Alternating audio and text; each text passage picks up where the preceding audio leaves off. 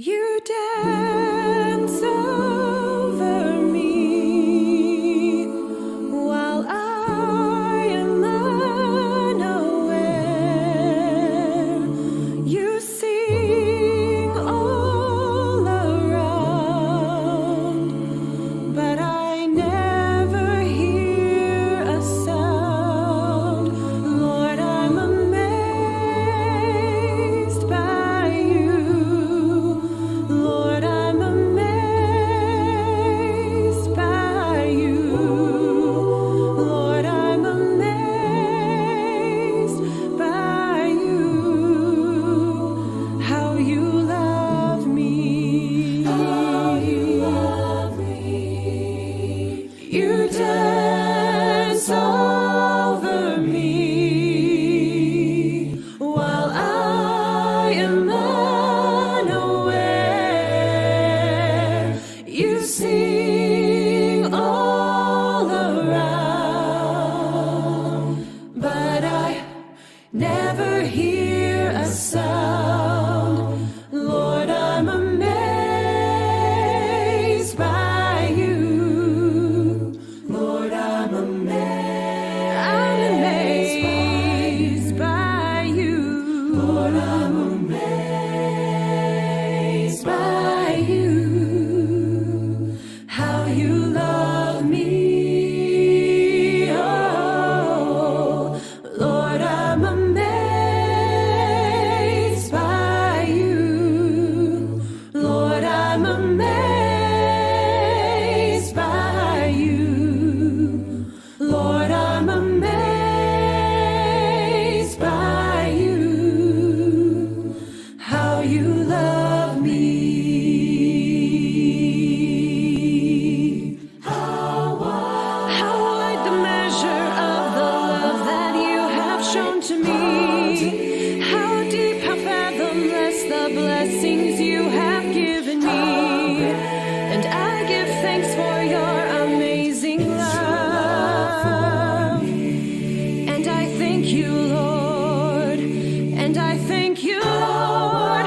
How wide the measure of the love that you have shown to me. How deep, how fathomless the blessings you have given me. And I give thanks for your amazing love. And I thank you, Lord. How wide the measure of the love that you have shown to me. How deep, how fathomless the blessings you have given me. And I give thanks for your amazing love. And I thank you, Lord. And I thank you, Lord.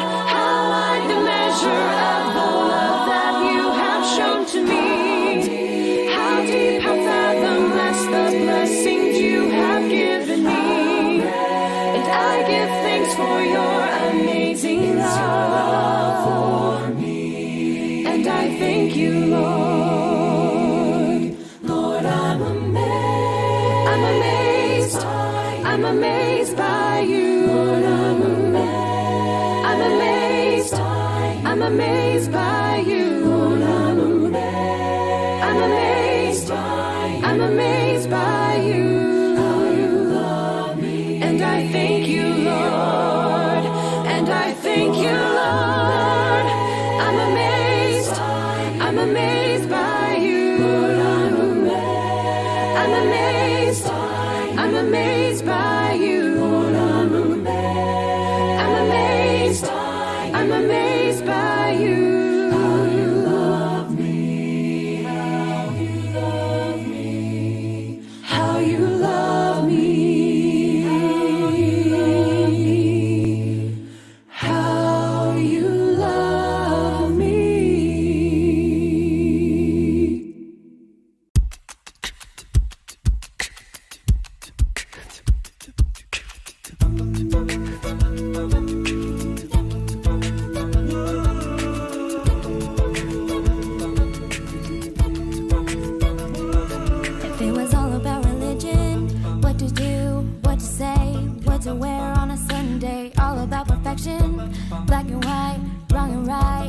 never great, well, I never make it. I'd never be good enough.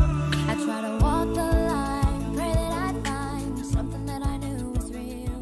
Begin to realize. Well, good evening, Lufkin Central and online worship community. Jason Hollinger, the campus and community minister here. And hey, do you anticipate a future that is better than the present?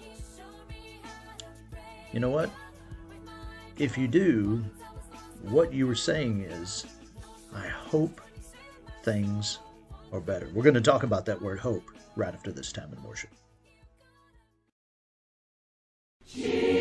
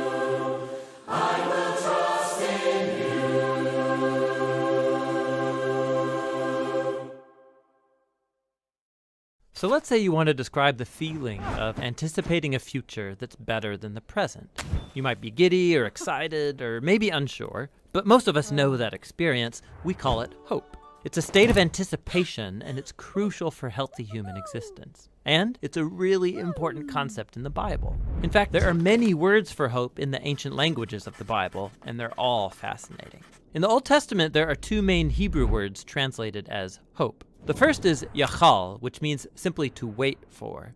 Like in the story of Noah and the ark, as the flood waters recede, Noah had to yachal for weeks. The other Hebrew word is kavah, which also means to wait. It's related to the Hebrew word kav, which means cord. When you pull a kav tight, you produce a state of tension until there's release. That's kavah, the feeling of tension and expectation while you wait for something to happen.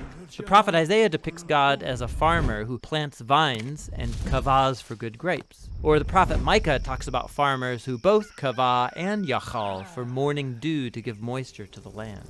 So in biblical Hebrew, hope is about waiting or expectation. But waiting for what? In the period of Israel's prophets, as the nation was sinking into self-destruction, Isaiah said, "At this moment, the Lord's hiding his face from Israel, so I will kavah for him." The only hope Isaiah had in those dark days was the hope for God himself.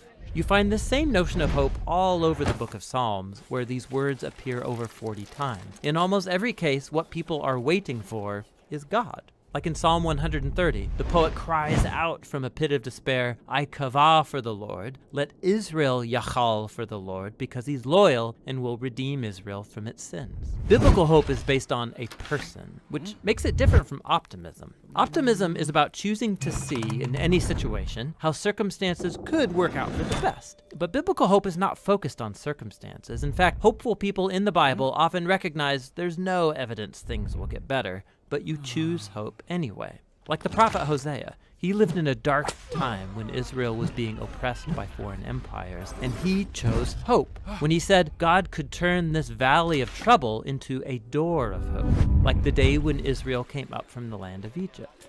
God had surprised his people with redemption back in the days of the Exodus, and he could do so again.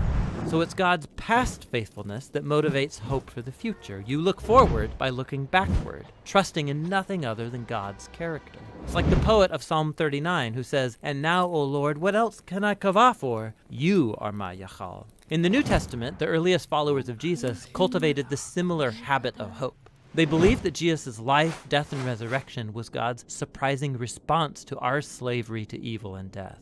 The empty tomb opened up a new door of hope, and they used the Greek word elpis to describe this anticipation. The Apostle Peter said that Jesus' resurrection opened up a living hope, that people can be reborn, to become new and different kinds of humans. More than once, the Apostle Paul says the good news about Jesus announces the elpis of glory. In both cases, this elpis is based on a person, the risen Jesus, who has overcome death. And this hope wasn't just for humans. The apostles believed that what happened to Jesus in the resurrection was a foretaste of what God had planned for the whole universe. In Paul's words, it's a hope that creation itself will be liberated from slavery to corruption into freedom when God's children are glorified. So Christian hope is bold, waiting for humanity and the whole universe to be rescued from evil and death. And some would say it's crazy, and maybe it is. But biblical hope isn't optimism based on the odds. It's a choice to wait for God to bring about a future that's as surprising as a crucified man rising from the dead. Christian hope looks back to the risen Jesus in order to look forward. And so we wait. That's what the biblical words for hope are all about. Well, I want to thank you for joining us tonight. And tomorrow morning, you can watch live or later Jesus and Coffee starting at 7 a.m. We're going to be looking at Philippians chapter 4, verses 12 through 13. And then tomorrow night in our evening devotional, we're going to talk about peace. Peace. And then we will finish our week of evening devotionals on Saturday night, where we will be talking about the word love, that agape love. Thank you again for joining us tonight. Pray that you have a great night, and God bless. I've been carried by you all my life. Everything rides on hope now. Everything rides on faith somehow. When the world has broken me down, your love sets me free. And when my life is like a storm, rising waters, all I want is the shore. You say I'll be okay, I'll make it through the rain. You are my shelter from the storm. Whoa. Everything rides on hope now. Everything rides on faith somehow. When the world has broken me down, your love sets me free.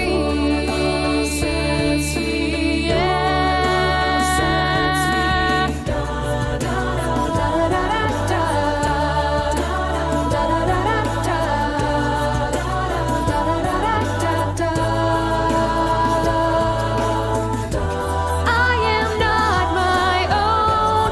I've been carried by you all my life. Everything rides on hope now.